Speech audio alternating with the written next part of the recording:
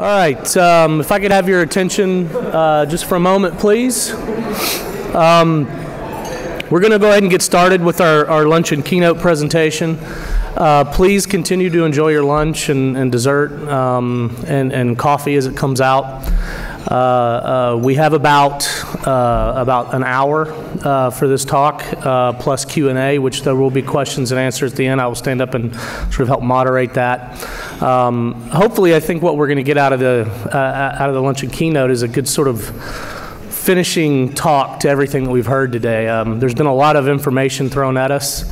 Started with sort of a big picture discussion about the evolution or potential evolution of transportation. Heard a little bit more about potential caveats, trying to inject some reality through data into the discussion, try to address some potential avenues or paths forwards for pricing transportation and generating revenues and actually capturing or forcing the costing in of externalities, as economists like to say.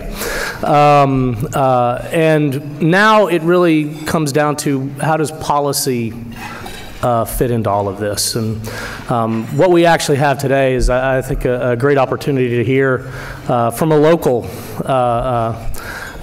regulator, if you will, from the Texas Department of Transportation. We have Darren Anderson. He's the Director of Strategy and Innovation at TxDOT.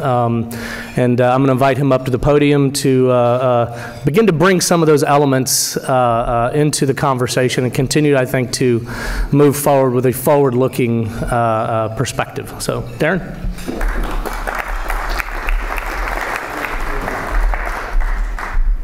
All right, well, we really appreciate the offer and opportunity for our department, the Texas Department of Transportation, to talk to y'all. And I'm really lucky because this is really in the wheelhouse of what I do in the department or what I think about every day. I'm going to try to not use acronyms that are unfamiliar to you. So, for example, we call ourselves TxDOT, the Department of Transportation. So I'll probably use that several times. I also want you to know, and I've been taking notes all morning, so I think it's great. I really enjoyed the conversations today, and I've really had the opportunity to take some notes, and hopefully I'll be able to complement what the other speakers talk to. But I think it's important to realize that I speak for myself, but I think this is true of anyone in the department. We're citizens of Texas too. We're people in Texas too, and in fact, our core values, people is the #1, and that's not just about people interior to the department. It's about people in the state of Texas and those traveling through the state. And it's very important to us as we build or we work on a system or solutions, that we recognize the impacts that it has on our family directly. And so I hope I bring that to everything I do in work. I am an outsider. I've only been with the department 3.5 years. Prior to that, most of my time was as a military officer, and then subsequent to that, a lot of work with Department of Defense in the D.C. area. We're respondents to policy. I don't know that we write a lot. Our Transportation Commission makes policy. Our legislators, our governor, and our elected leaders, all the way from the local to the state level, and for that matter to the federal level, they make policy. In many ways, our agency is an executor of those policies that they make. And yes, we do regulate some things. Interestingly, if you don't know, every state DOT is almost without question different from one another in their organization and in some of their responsibilities.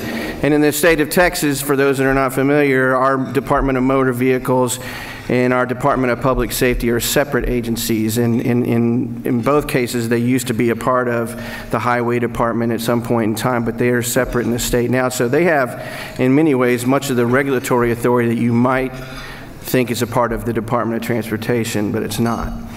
So I recognize the seasoned members of the audience, and I would say for all of you, and I include myself in that, we are the ones that have the trusted responsibility, the grave responsibility for setting policy or for informing and educating policy for the next 50 to 100 years, but we probably won't live much of it. For all the student-type people in the audience, and I hope there are some here, This is about you. This is all the things that we're talking about this morning. What I'm going to talk about is really about your future and how and what we're trying to do to help you in that future. I do feel I really found much of the talk this morning refreshing. I really enjoyed the economics discussions, especially. I found them refreshing. I spent a lot of time in forums where a lot of it's pie in the sky and a lot of it's the very positive speeches on a particular element of future transportation, and I really enjoyed the cautionary component of what was spoken to. I think one of the things, if I don't convey anything else, transportation is just a system of systems. And I think that as you talk about future, and I thought it was very wise for them to say, you know, I really don't feel comfortable speaking or predicting the future. I'm going to try and predict a little more. But it's, you know, understand that all of that could change overnight. It could be based on some other component of the much larger construct of the way we live in our lives and what other components of the system might impact what transportation or mobility means. And too often, even in our community, we get dragged into the discussion of, for example, autonomous vehicles and the pros and cons of autonomous vehicles. And all of those discussions are valid, but they could easily be thrown out the window by something else in another arena that would completely change the way we look at the impact or the usefulness of autonomous vehicles.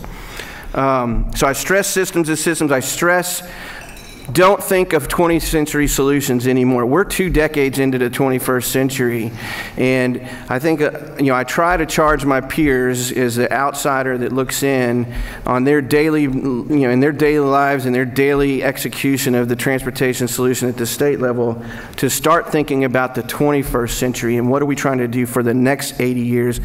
Yes, be informed by what we learned in the 20th century and previous ones, but come up with solutions that are going to help for the next 80 to 100 years. I love it. Predictions are all over the map. I mean, we heard some of that today. It's fantastic. And I mean, that's the challenge of predicting the future, is it really depends upon your viewpoint and how many variables you introduce to that viewpoint before you make your prediction. I took away this morning also, don't label a generation. Depends on who you ask. I'm a baby boomer or I'm a Gen Xer. I don't like either label because I don't like the way they describe them. But I think it's funny, and congratulations, millennials, at least using the timeline we saw today, at least half of you are now middle-aged, and I think that's fantastic. Because I swear, all I've heard for the past 10 to 15 years is how they're young and cool and hip. Now you're old now, okay? Just like me. And I don't know what we label the next. I have 2 that are in the next level, 94 and later. But I've heard that their generation is actually larger, population-wise than the millennials. So the reality is, as much as we've talked about baby boomers for the majority of my life, the millennials and that next generation are going to have much more influence over the next 50 to 100 years than the baby boomers might have in the previous, at least in my opinion. I love the discussion of transitional versus disruptive.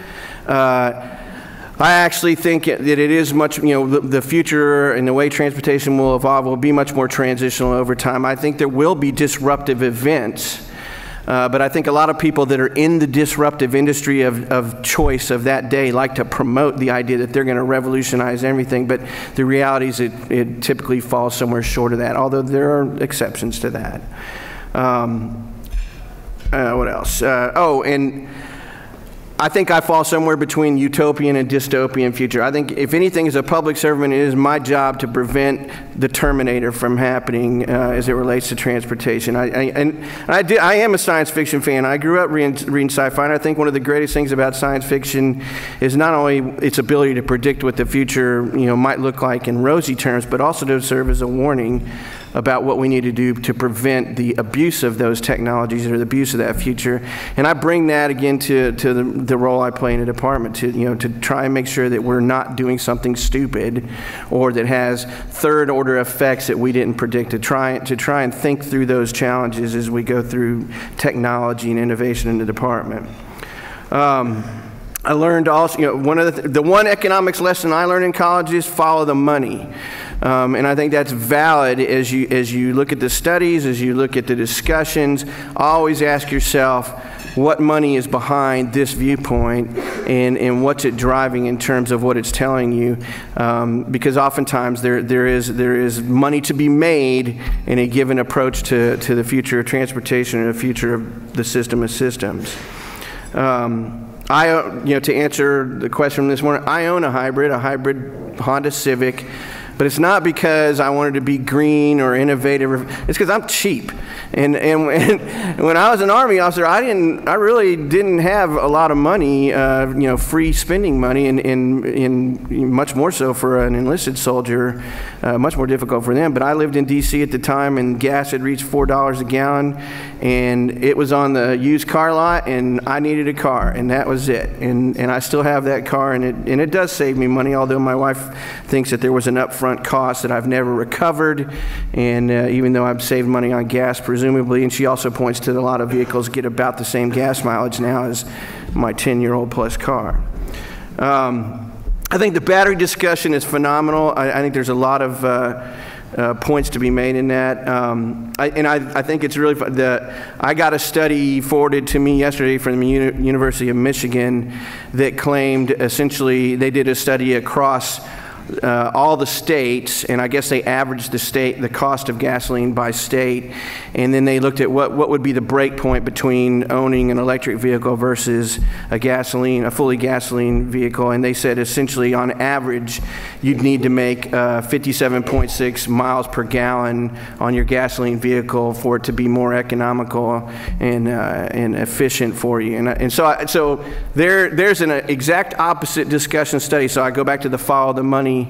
And ask yourself as you look at these studies, what's behind each one and what's driving some of that.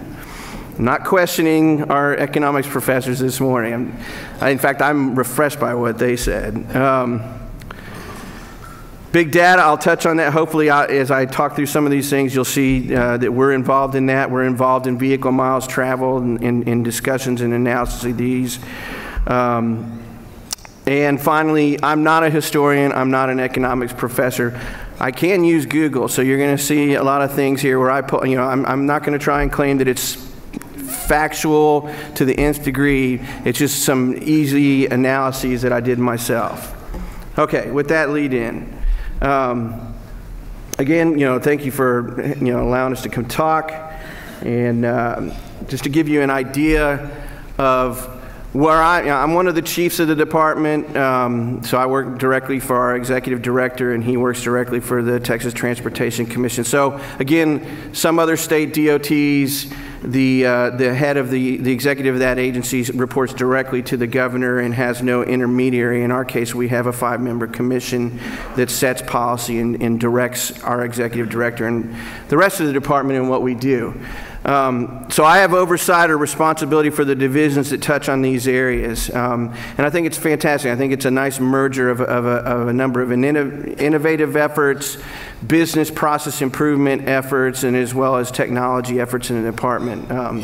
So we've expanded what you would consider the traditional IT division in a company, and it's now not only IT from a technology, hardware, software standpoint, it's also about truly information management, and that information is the new gold of the 21st century, and our involvement in managing that information and making it useful not only within the department but externally is going to be important in the future. We try to introduce a lot of business practices into the department. If you're not from Texas, you may not know that we have it's about every 12 years we have a review at a minimum of state agencies, and in that review the basic premise is, should this agency continue to exist? And TxDOT has been the fortunate benefactor of several of those reviews in less than a 12-year time frame. And that's good because it pointed to things that the department needed to be more forward-thinking in. And a lot of what I'm responsible for is a direct result of comments made by these reviews that drove us to try and revolutionize the way we operate and organize the business side of what TxDOT does. And then across the department, it's not just about IT, but I help in initiatives related to technology across the department. Okay, so Last year, TxDOT celebrated its 100th anniversary. And as a part of that 100th anniversary, I tried to think about where have we been in those 100 years as it relates to transportation innovation. And I also, I regularly get asked, what's the future of transportation in Texas? And that's frankly why I'm here today. And I think what I wanted to convey was, it's difficult to predict, and I hope that these next few kind of help you see this. So 1917, there's the car, and that's pretty, state of the art.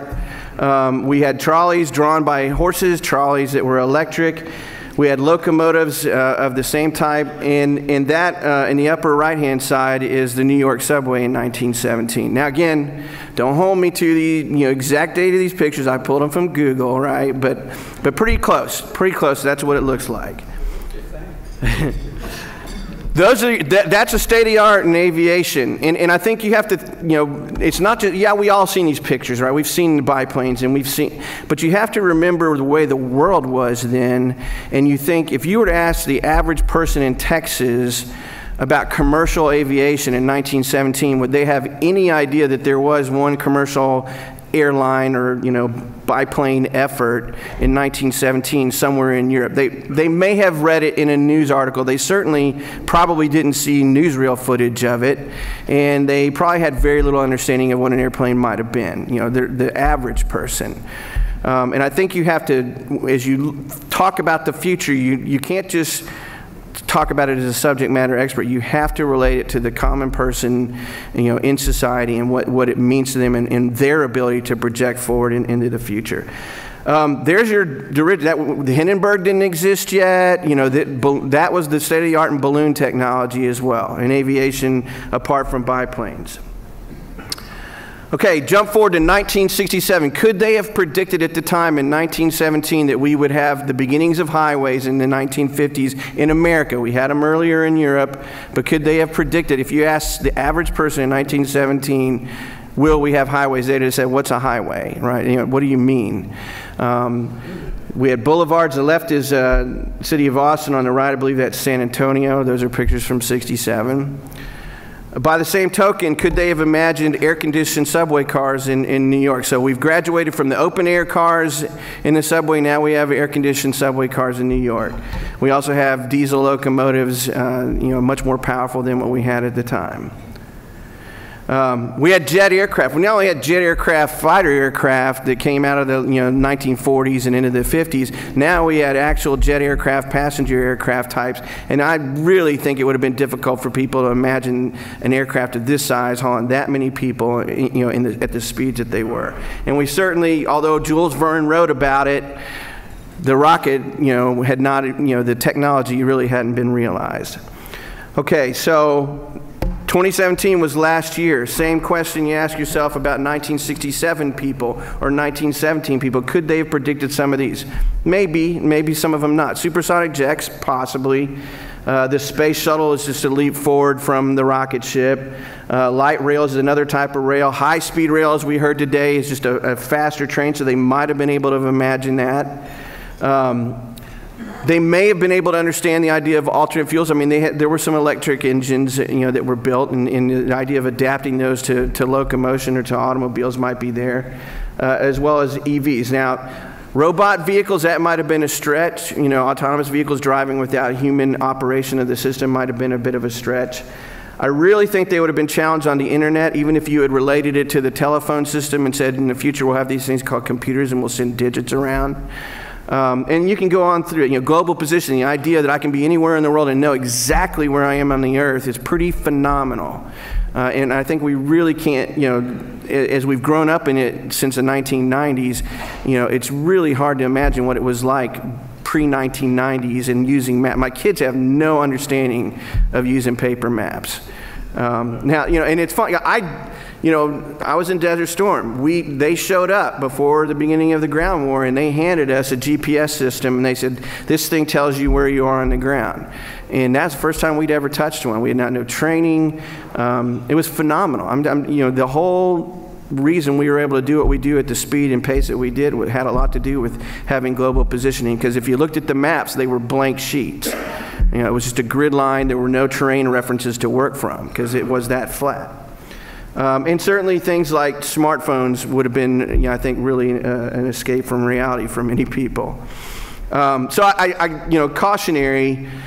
I'll talk about some things, but it could be widely different from what I'm basing, you know, my projections on. And also, again, this is all 20th century knowledge, right? I'm reaching back and comparing to 20th century things, and I told you before I'm trying to push this to something else.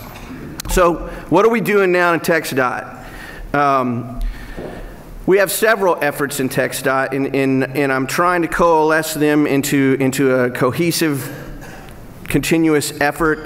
Many of these were started in probably the last 5 years. We have a research program. It's a historically long-standing research program. Much of it is federally funded.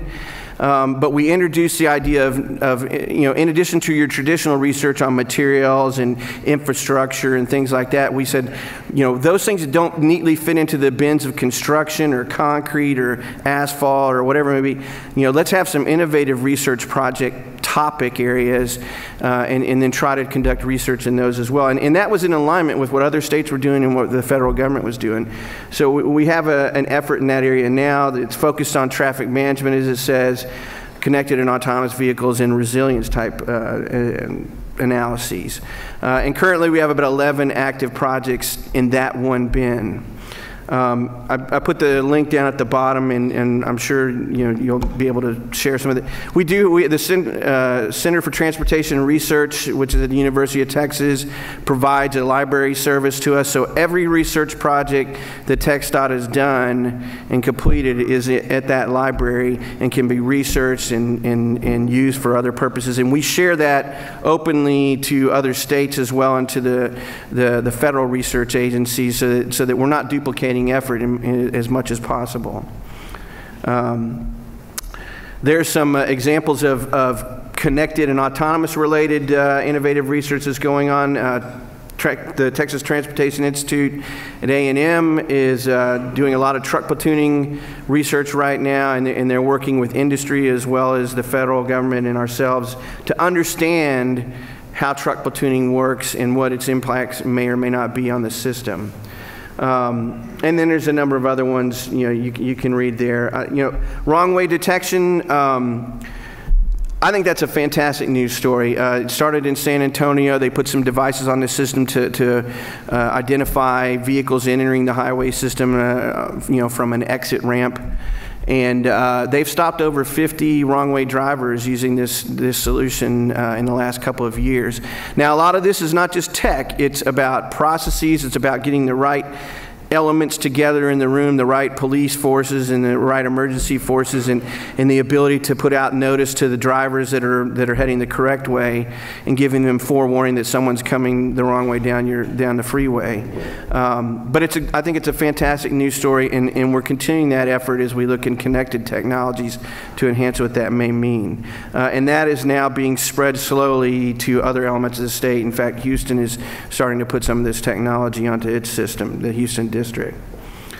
The Texas A&M Transportation Institute's Policy Research Center has been an ongoing effort for some time now. It wasn't, I believe it was not funded in the last legislative session, so I don't know how TTI is going to adjust what they did with the Policy Research Center, but I think it's a value. When you want to really ask questions about transportation as it relates to policy and how it may impact policy, especially in our state, but also in other states or at the federal level, that has been their sole focus for many years.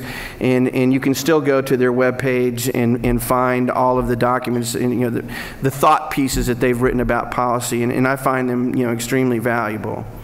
So we use a lot of that in our effort as well. We also have what's called the State Transportation Innovation Council. This is part of a federal highways program. We were the 50th, you know, there's 52 or 53, you know, state slash, you know, districts or whatever that are members of it now or have these programs, and we were probably the 50th, or very close to it. That doesn't mean we weren't doing what this council does. It's just that we were doing it a different way, and we were waiting to see how this program played out before we joined on the team. But we do it. Effectively, what this boils down to is we take all of our research projects, both internal ones as well as what other states or what's happening at the federal level, and we kind of bring those in. We let other state agencies meet with us and hear about what's going on, and then we try to resource the actual implementation or the deployment of the results of that. If it's research that can be deployed, at least in a pilot use case on our system, to see if it really works well for the state of Texas. And so this is just an expansion of what we did internally in the department, and bringing in more state agencies to give them much better awareness and openness of what we're doing in our research. We've also encouraged them, where appropriate, to submit research ideas to us, and if we can accommodate that within our program, if it benefits us and also benefits their agency, well, then that's a win. And so we've encouraged a lot of that recently.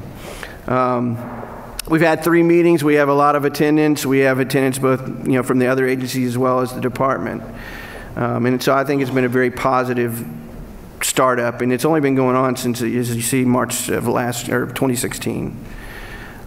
This is a big one. The legislature, 83rd legislature directed in 2013 that we establish a task force. We call it the Texas Technology Task Force. And its purpose is to help the department identify emerging technologies 5, 15, 20 years out, and whether or not they may have influence or impact on transportation as a whole. Not necessarily TxDOT and what we do or the system that we're responsible for, but transportation as a whole. Things that might impact the COGS in Dallas or Houston, or that might impact local transportation needs. And just begin to have the discussion of what they mean, what potential uses there may be, and then work with, either within the agency or with our partners to advance those technologies where appropriate or when appropriate. And this has been a great effort and a successful effort in helping us know about things that were coming. As I said, it started in 2013. A little more to the timeline. Then since that time, US DOT had what they called the Smart Cities Challenge a few years ago. If you don't know, Austin was one of the 5 finalists. Then it became 7 finalists. But ultimately, the city of Columbus was awarded the big grant of $50 million. But the goodness that came out of that initiative was that all of our major metros, including Houston, the mayors specifically, were very supportive of the city of Austin in its grant proposal. And they had said any technologies that are done in Austin, if it bears fruit, if it looks useful for the people of Austin, and those needs of those people are similar to ones in our city or our region, then we will scale those technologies. We want to take the lessons learned from Austin's smart city effort and bring it to our metro region or county or whatever. And that nucleus of support then exploded into what we call the Texas Innovation Alliance now, because after Austin wasn't awarded, the mayors all said, by and large in unison, they wanted to continue the idea of what they had started. And TxDOT's a partner in that effort, and we help enable this Innovation Alliance. We have mobility summits. We've had 2. The last one was here in Houston in, I believe it was December. Where we have individual alliance members that build out their technology advancement strategies in relation to specific needs of those regions, and I'll show those in a moment. So back to the task force. Since 2013, here's every topic, minus maybe a couple, that we've discussed in that task force setting, and we meet periodically about every quarter, and we invite speakers from different industries. We invite professors to come in and just work through what these things may mean, and we do studies. And relating again to that Center for Transportation Research, the white papers that have been written by this task force are available through that library. So, 5 years ago, we were talking about autonomous vehicles. This is before Google Car was in Austin. This is before they went to the Capitol and drove around and everybody told autonomous. It was shortly before, but it was before.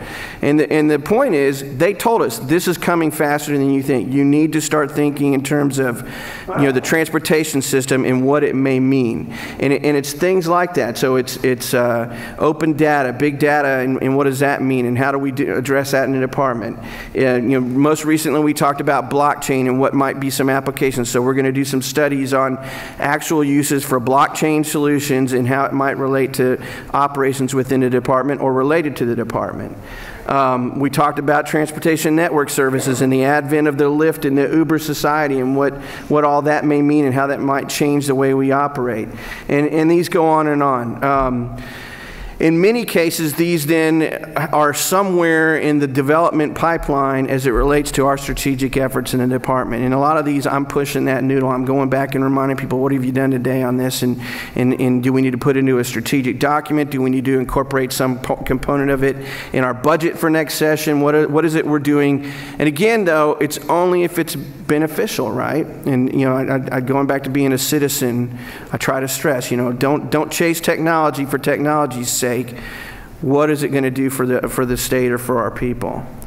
Again, on the Innovation Alliance, we had the Mobility Summit in Austin, then we had one again recently in Houston. There are 10 teams. 9 of those are cities or regions. Houston is one of them. Not one of those teams is the same. You know, this is a loose confederation of members, and the agreement is you can structure your team according to your region or your county or your city's needs. What do your people need? What are the elements that have time, money, resources, or whatever to bear that you know, they can bring to bear to transportation advancement solutions in that area, and we encourage them to, you know, and help them to do that. And so it's been very positive, and the teams are working, you know, as I said, regularly together. They're cross-sharing information. We have several pillars of effort in terms of procurement, in terms of advancing technologies. Data sharing is another major effort that we're working on right now. And so there's comprehensive data strategy focus. We're going to have data challenges. We have a data challenge related event coming next February, and then we're going to continue to do that, with the idea that ultimately we build out the ability to share transportation data seamlessly between all of these agencies across the state, and ideally, you know, with other states and the federal government. To kind of put it in perspective, because, you know, I try to help people understand some of the challenge, because I think sometimes people focus on their specific city, or they don't see the value of this alliance in the way that I see it. So again, you know, went on Google Maps, drew myself a little boundary and said, you know, what's the square mileage of this boundary I've drawn? So it's not perfect science, but, you know, in the upper left hand there, that's the eastern seaboard, stretching from Washington, D.C. metro region all the way up to the Boston metro region, and Google Maps tells me it's about 36,000 square miles in terms of overall coverage. And that's a lot of people, right? You know, New York's 8 million plus alone. So I do respect the volume of that population. In the upper right portion, that's the Texas Triangle plus Corpus Christi, and that's the vast preponderance of the cities that are involved in our Innovation Alliance. Square mileage is already doubled, and I'm trying to be judicious on and not, you know, incorporate a lot of empty land and stuff. But when you start talking about environment, changing topography, changing you know, transportation needs, what I'm trying to, you know, point out is there's similarities between the eastern seaboard and what the state of Texas deals with when it talks about transportation solutions, and not one size fits all. And so as a department, we work to partner with all of our metro areas and our county judges, our MPOs, our COGs, to come up with transportation solutions that fit their area and then fit a larger construct of the state. It's not one size fits all, cookie cutter, rubber stamp when possible. Throw in El Paso, which is the furthest most alliance member, and you stretch that region to 116,000, you know, square miles. Another way of looking at it is, if you incorporate all the major, you know, okay, that's many of the major cities in the state, because I don't want to offend somebody, and the corridors that our highways represent in the state. That's what's there on the right. And then you can, so that's 153,000 square miles, and I think I was pretty tight on drawing some of the lines around those corridors. Now you take the eastern seaboard and you might as well stretch that westward all the way short of Chicago and look at all the cities that get incorporated if you did the same thing in terms of an alliance and in terms of the needs that we're discussing and the things that we're looking toward in the future. So just to give you a comparison to how we compare to other states, and not trying to say Texas is big, it's more about understanding, the diversity and the challenges that we try to address as we come up with our solutions. A lot of this is tied to smart cities. Going back to my systems thought. It's not just transportation or mobility. It's all of these concepts. And why are people pursuing the idea of smart cities? Well, I think it's about quality of life, ultimately. I think cities want to be the shining beacon on the hill for their area, and they want to deliver the greatest quality of life. They want to deliver the greatest wealth, and they want people to come there to live and breathe without overpopulating, without making everything crowded and horrible and all that, right? So they have to have good solutions to how they grow. And a lot of it revolves around their smart efforts that they're trying to do.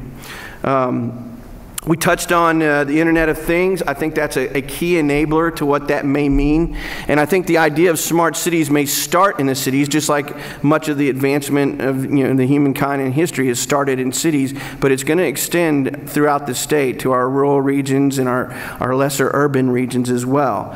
And these ideas of what the Internet of Things may mean, and the proliferation of sensors and the proliferation of the data that it might enable is going to be important to the entirety of a smart solution and to the entirety of that system of systems, not just transportation.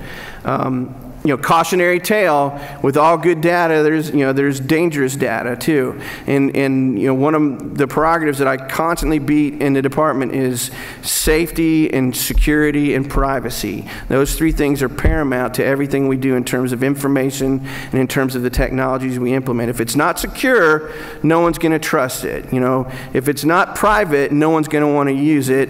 And if it's not safe, then they'll never touch it, right? And when people ask me, how quickly will autonomous vehicles be adapted? Well, how quickly are you going to tell me that it's safer than my driving? And I joke, but I think this is very true. I think if you ask the average person, we all believe we're one of the best drivers on the road. Somebody's lying, right? We're not all the best drivers on the road because there's accidents every day. But we believe that, and our standard for allowing a car, a fully self-driving car to drive us around, I believe that's the standard that has to be met, is do I trust you to be as good or better a driver than me? Not you or you or you, because you guys are the ones in the wrecks. But that's a high bar. That's a very high bar for the auto industry to meet, and the same thing with the freight industry. And I think, I think they know that. But, I hope that puts it in more clarity for you of what that's going to mean in the long future. And that's why safety, security, and privacy are critical to that effort.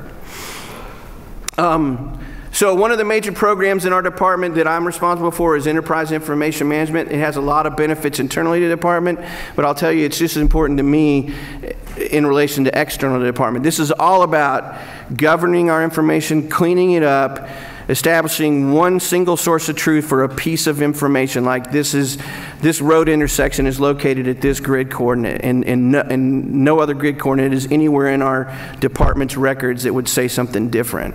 And all of that information then has been cleaned to make sure it's secure, that no privacy information is related to it.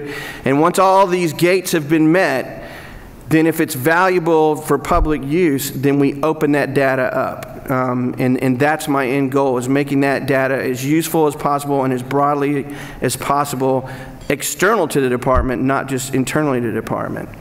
Where does that have direct application? In our traffic management solutions. I don't know if you know, but traffic management is not like it is in the movies. If you thought that way, it's not like this perfect system and everybody has perfect knowledge of what's going on, and we have superior predictive analytics that tell me what traffic's going to look like 30 minutes from now so I can reroute everything on the fly. That isn't how it works. I'd like it to be that way, and that's what we're striving toward, but we are not there right now, and I would argue we're not there anywhere in the world right now. I may be wrong. There's probably one place.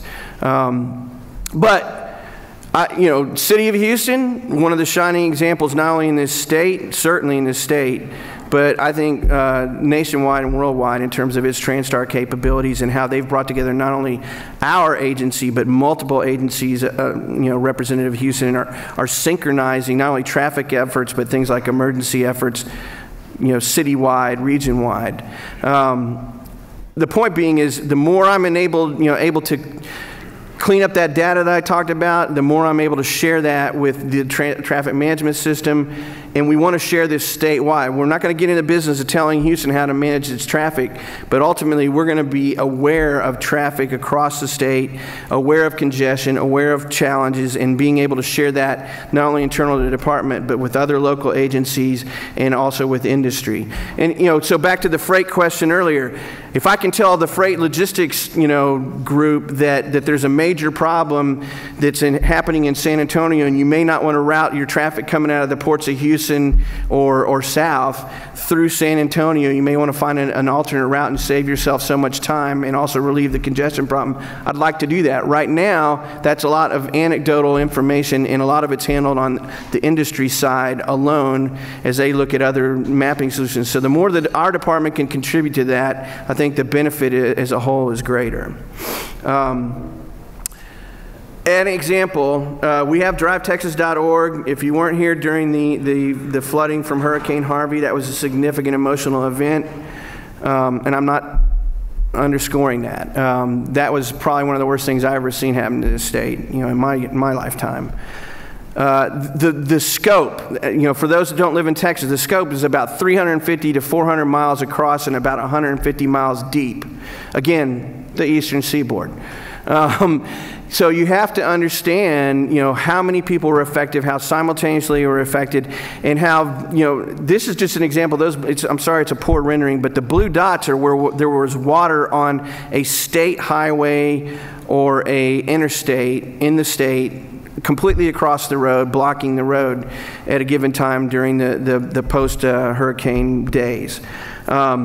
If you multiplied that by all the local roads, basically quickly you'd see that most of our roads were inundated, and not for just a little while, for several days. The value of us having this drivetexas.org, this was the first time I think it was fully realized, when all the water information that we had was being made not only available internal to us, but we were exporting that data to several federal agents, FEMA and other federal agencies that had come in for relief. We were sharing it with as many state and local agencies as would ask, frankly. Some of it wasn't clean because we hadn't reached that full realization of what we're trying to do with information management, but it was helping them make decisions not only on how to evacuate people, but how to get resupply or support back into not only Houston, but the entirety of the Gulf Coast. So I think it's a fantastic example, a lot of work to do, but this shows, I think, in a nutshell, the power of information and how it can be used to help people. There was talk about electric vehicles today. I told you I have a hybrid. I think, it's fantastic where they're going, but I do think there's cautionary things. Again, maintain a system mindset. I think you were kind of told that today, that you can't just look at them in a standalone environment. How do they relate to hybrid? How do they relate to other solutions? They're not cold fusion, and they're not perpetual motion. They are not the panacea and solution to everything, and you heard that today. I'll harp that the population in Texas, at least according to our state demographer, is going to continue to increase up through 2050, and in some projections will double. When you think about it, even if he's 50% wrong, that's a lot more people than we have now. And what does that mean? Well, that means, I think, there is no one solution to transportation and the congestion challenges. It's multiple ones, and they all have value and merit, and they all need to be considered not only on their standalone merit, but how they fit or support the entirety of the solution. I also think, as it relates to electric vehicles, you need to ask yourself about the safety of the grid. It goes back to my safety, security, and privacy. If we greatly expand our demand on electricity, the security of that grid, the resiliency and the reliability of that grid becomes even more important, because we don't want to start having blackouts in Houston because we have a bunch of electric cars, as an over-exaggerated example. I think somebody touched on another important part. Recycling, it's not just about the cost of replacing expended batteries, it's what do we do with all these expended batteries, and how, if you're worried about green energy and things like that. And I'll tell you, my personal opinion is the person that can figure out how to reuse all those expended batteries is sitting on a future gold mine in terms of business opportunities. I'll welcome a cut from any kind of... And then finally, the taxes part of it. Look, nothing's for free.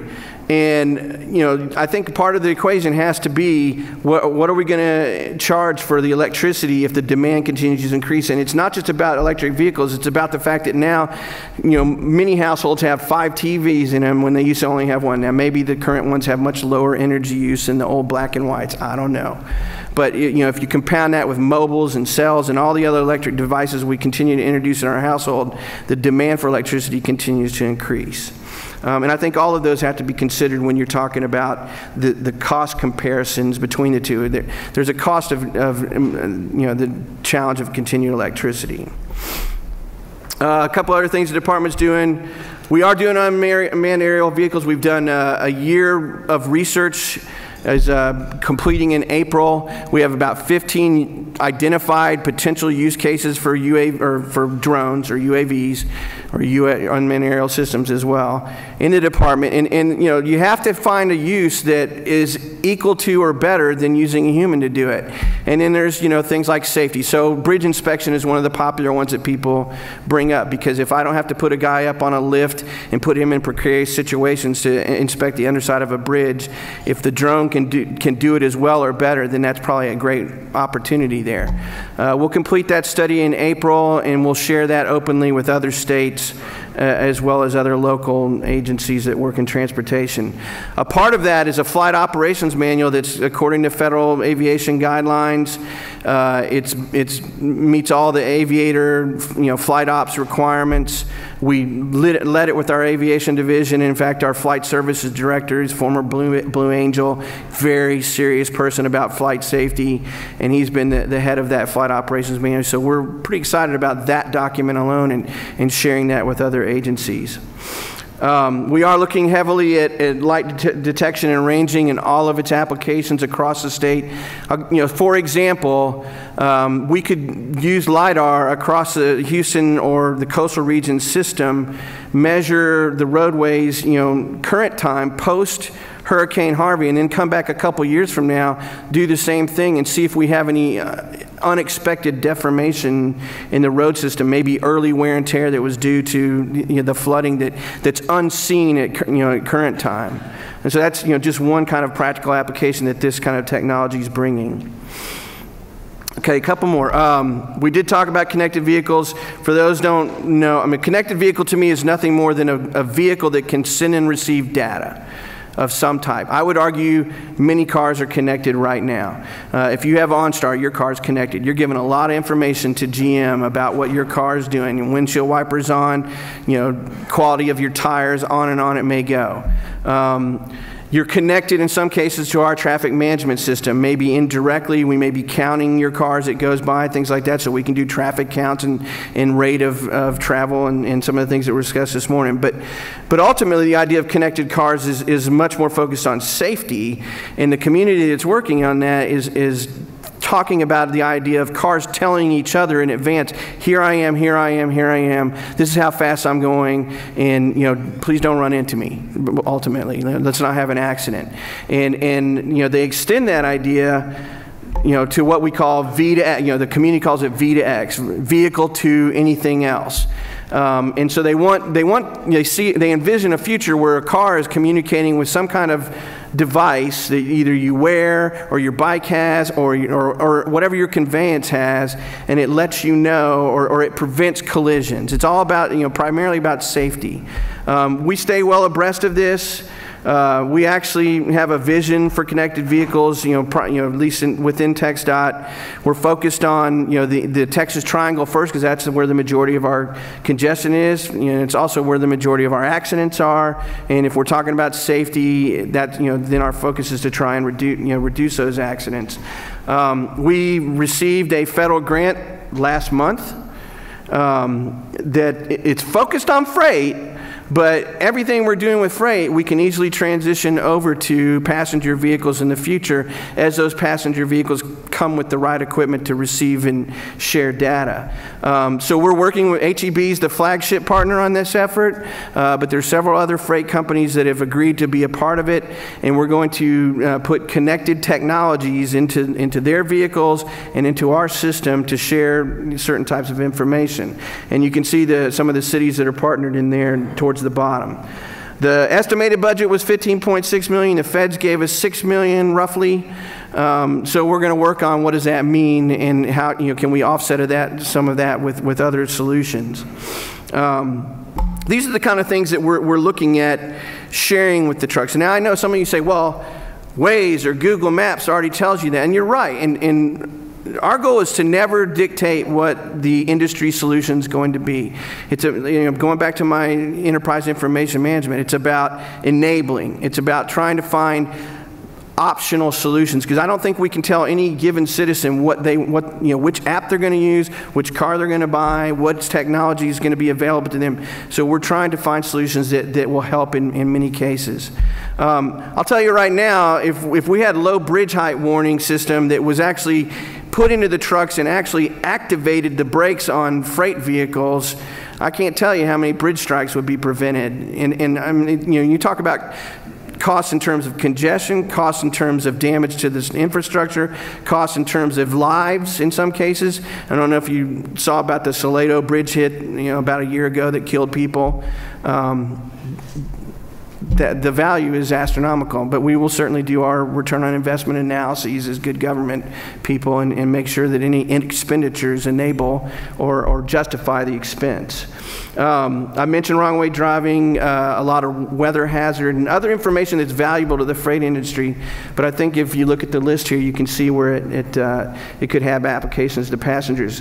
While I'm thinking about it, we are basically completed with an agreement with Waze on a connected citizen program. So we shortly will be sharing a lot of our data about our system with Waze and then ultimately through Waze to Google Maps. And we're not, again, wholly, in bed with them. It's about they're the first ones that came and asked. Right? And so if there are other mapping solutions out there that want to have access to TxDOT data, we're willing to sit down and make that happen because we see it as a public benefit in helping enable having the best information available to you or to freight or whatever. Couple ideas. So if you're not familiar with autonomous vehicles, okay, just robot cars, and if you talk to most of the industry, they're building so that they're standalone, so that they don't need anything from the system according to them, although I think that ultimately there will be shared connected data between the two. But people ask me, what is TxDOT doing to change the road system to accommodate autonomous vehicles? Well, by and large, they're saying, no, we're building to the system of today because we know the astronomical cost if we come back and ask every state or federal agency to change the entire road system to enable our technology. And in reality, that would be a showstopper. City of Arlington is deploying, I'll call them micro-autonomous vehicles at Ranger Stadium and Cowboy Stadium and the Six Flags complex right now. That's what those little pictures, that one on at the bottom left, they kind of look like those. They invited all of the Innovation Alliance members to come and actually look at those, and they're working now on an umbrella procurement contract so that some of our other partners can deploy similar solutions in their cities for their particular use cases that they've identified. That same Innovation Alliance submitted to the feds to be designated an autonomous proving ground, an AV proving ground last year. We're the only statewide proving ground. In most of the other places, it's a university and a city combined effort, and there's 10 selected proving grounds.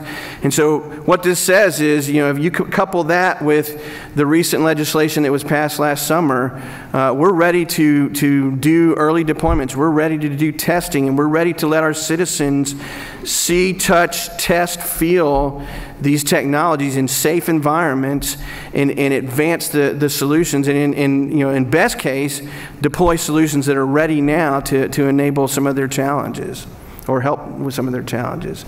And I've, you know, listed out there some of the ideas that the different city regions have. All right, last couple. We talked about the high-speed rail. You know, if you ask me more other future things, well, there's Hyperloop too, or also magnetic, you know, levitation technology is a part of that. We don't know whether or not that'll be deployed in Texas. There is AECOM is on a team that was recently selected as one of the finalists in the Hyperloop 1 competition, and they have a solution. Again, I would say, you know, back to my earlier point, I don't think any one solution is the solution. I think that many of these have opportunity within our state, if not nationwide, to be deployed, especially if you look at a continuing growth of population. Not one size or one solution is going to solve it all. Texas A&M designed a freight shuttle. The idea, you know, pretty much as the picture shows, you load an 18-wheeler van onto a rail solution and move it from point A to point B. A lot of application potentially at our ports of entry along along with Mexico. If you think about it, if I can run that trailer on a system like this and through very high intensity X-ray type machines, gamma rays or whatever, I can more quickly run those solutions through and check for any contraband or whatever than what they currently do, and maybe alleviate some of the pressure at the bridges and also get them off the main system and to a subsequent area. So there's a lot of people in the ports, land ports, that are looking at this. When I first got here, everybody asked me, what are we doing about solar roads and plastic roads? Because that was a really cool topic on the internet for a couple of days. We haven't lost sight of this, and there is some real potential if this technology proves out. I mean, you know, phenomenally, if I could replace asphalt with a road solution that was just as safe and effective, but that I could heat it, I could, you know, put a bunch of sensors in it to track traffic or to interact with traffic. I could prevent icing. I could warn people ahead of time that a deer's crossing the road because I could sense its steps on the road, and that could be transmitted to the cars that's coming toward it long before your headlights might reach. Things like that. I mean, that's phenomenal if we could do it. And if I could draw solar energy off of I-10 from San Antonio to El Paso, think about the amount of electricity I could generate from that gigantic solar panel. So there's value there if it pans out. It's just not there yet. You know, so we stay abreast of it. Doesn't mean, you know, that we're going to use it, but it's more about knowing about it and asking questions. I'll kind of skip over this, but you know, this is my latest vision of how all those things I talked about relate to each other. How does the task force, you know, share information with our Innovation Alliance, with our research program, and with you know, and across the department and with others. I think I've hit all these. That's what my goal was. You know, what's next in TxDOT? You know, more strategy documents about innovation. That's probably my biggest onus on myself now, and communicating that out. Growing the information management program, growing the statewide testing of connected and autonomous vehicle solutions, looking for more freight solutions, addressing the data challenges, improving all of our corridors, starting with our major highways, but then extending that into the entirety of our road network, and then working with our partners on their systems. And not just the road networks, the multimodal component of it. And then continuing other advanced concept exploration. One I didn't mention, Uber announced recently that they have this concept called Uber Elevate, somewhere between a flying car and a drone that can carry humans. In Dallas and Dubai were the two places where they selected to test it. So again, Texas is leading in this effort, and the idea is that I think they're looking at flying from Richardson to downtown, and you know, alleviating some of the congestion through, you know, flying, individual flying. So if you ask me, what I think the future transportation looks like, these are probably the summary of them. I think there's going to be a lot of multimodal options. I think you have to look at all of them, not just standalone, but how they integrate with each other. How do you transfer people from one to the other, especially when you're talking about long travel. I think in the rail area, one I didn't touch on, I touched high-speed rail and Hyperloop, the freight shuttle. I saw one the other day. There's a company, and I apologize for, I'm blanking on its name, that's offering to put in infrastructure in cities. I'm sure there's a way that they're going to pay for it later, but that they'll put the upfront costs and they'll put in these elevated platforms, let's say 2 stories high, and they'll have little suspended pods, and think about them running it along basically between the sidewalk and the road. And you would just go to a kiosk at the base of it, pay, you know, I want to go from this street 30 blocks away, and you pay, and then you walk up the platform, and you take the little elevator, and then a pod comes off the main track. Say it's a 4-seater, you jump in, and it elevates and takes you to your spot. I think it's a fantastic idea. I think the biggest challenge for cities is finding resources to do some of these solutions, and if they're serious about what they're offering, I mean, it's something that they ought to be looking at. I mentioned personal aircraft. I mentioned, you know, longer range aviation. You're talking about ramjet technologies, low orbit solutions. There's aviation industries looking at those, and those are about really long distance travel. It was mentioned today, I think personal mobility is going to shift to services, but I don't think it's going to shift wholly. I don't see my grandfather using an autonomous vehicle that he has a cable service subscription for to go out and put hay out in the field. I just don't see that happening anytime soon. So there's a lot of applications that have to be addressed, you know, over time before, you know, there's full adoption of AV. I think mobility management will be much more integrated, and I mentioned statewide integration, but I think it is going to be integrated between public and industry. I think that the more that GM or any auto manufacturer or freight manufacturer or any kind of mobility industry has technology where they're interacting with their system or with their mobility platforms, they're going to have just as much data as we're going to have, and we're going to be sharing that in a much more seamless manner to enable the entirety of the system. I think there's going to be a lot more technology in our rights of way. What that may be, you know, I've listed some possible ones, but telecoms is clearly one of the big ones. We are working on some solar panel solutions that we've been discussing with industry. A lot of that's about either powering our systems off those solar panels or giving it back to communities. And there are those that think that there's going to be electric infrastructure that inductively powers the EVs as they travel along the roads. And the potential's there, and if it's possible, and it ultimately, if EVs become the solution in the future, then clearly we would be a part of that solution set. And I think over time, signs are going to disappear. I mean, I'm not just talking about road signs that tell you how to go through traffic. I'm talking about advertising potentially. Not that advertising will go away, but I think if you're traveling in a car and you virtually can see everything on a heads-up display, or if you don't even drive and don't care to be looking out the window, you're getting it on your computer, I think that information is going to be flowing into you in that manner and not so much as a part of the infrastructure. All right, I'm going to stop it then. I know I've gone kind of long. I apologize. I'll tell you this. I will stay for questions, too, when y'all disperse if you want to talk longer. Thanks, Derek. Yeah. We've got time for a couple of questions, so if somebody's got one. So last year, I think in 2016, 3,700 Texans died on the road. I'm sure the number went up last year and it continues to go up. I just wonder if TxDOT has a plan with specific goals around reducing fatalities, or do we have to wait until all these medical solutions come along before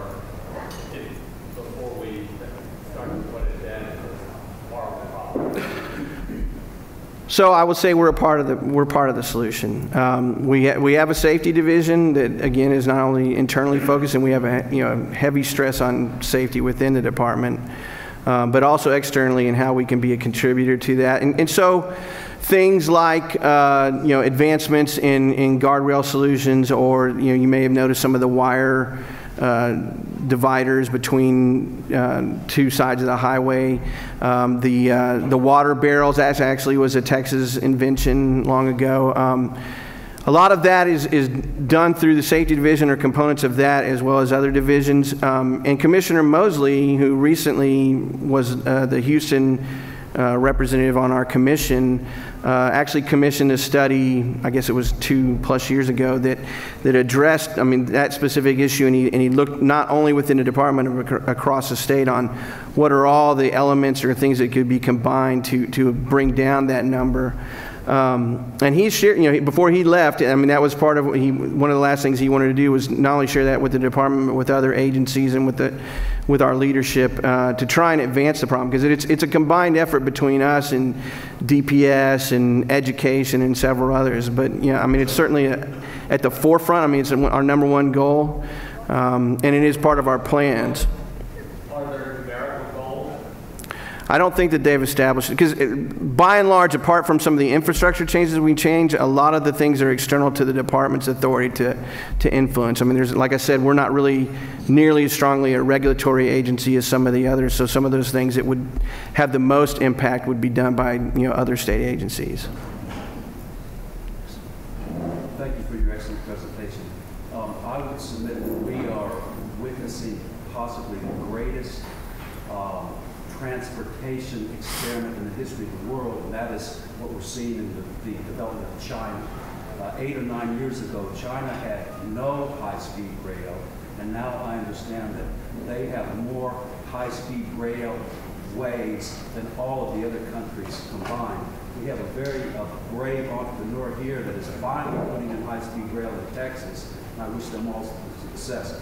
Is TxDOT collaborating with the Chinese in trying to understand the lessons learned from this great infrastructure experiment that we're witnessing in China? And if so, what are those lessons? I know we have met with an Asian firm, and I don't want to say specifically it was Chinese, I can't recall. If you're familiar with our legislative authority, we're clearly focused mainly on the road network. We have certain funding for the rest of it, or for the other modal components. A lot of the rail solutions are external to the department, but it doesn't mean we're not staying abreast of it. And we have several professors that support us in our research effort that actually engage with China specifically, and keep abreast of not only their high-speed rail, but the entirety of their transportation system development. And through that task force, they're bringing that back to us. But I don't think we have direct engagement with them. I have to verify that, but I'm pretty, he can't comment, but I don't think we have direct engagement with them. But you did remind me of one point, and that was, I love the question earlier about, and I think this is valid.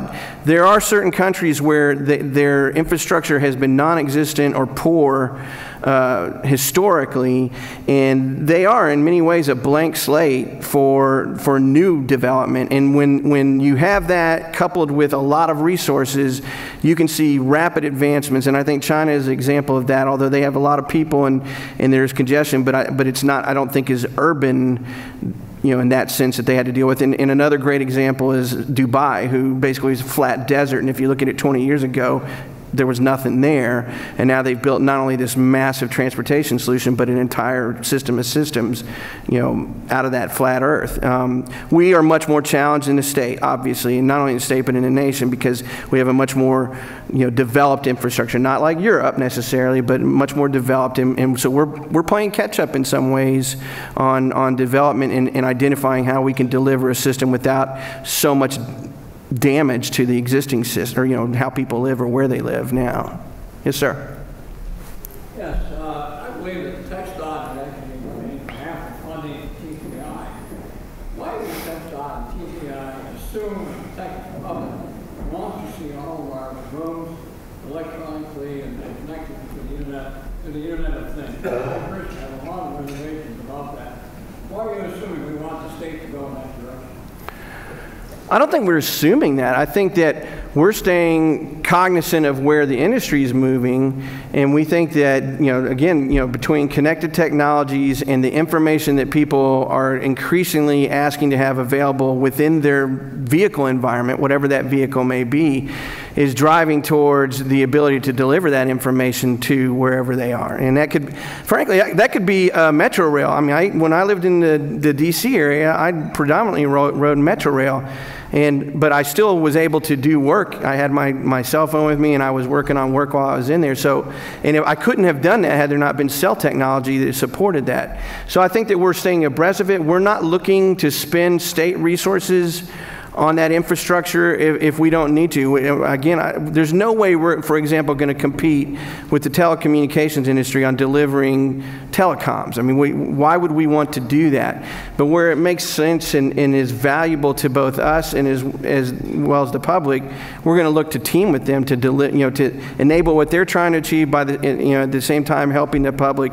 And a lot of times we gain benefit from them. For example, we can ride the same digital backbone and transmit traffic data along that same type of backbone. So there's a lot of value in looking at having that connected technology, even if the demand is not currently there. Now, I agree with you. If the public comes back and says, you know what, we don't trust it, we find it invasive, we find it a privacy issue, we don't think it's lending sufficient safety, and if that is conveyed, from the public through our leadership, then we'll follow suit because we answer to y'all. That's we're going to have to end it there. Thank you very much.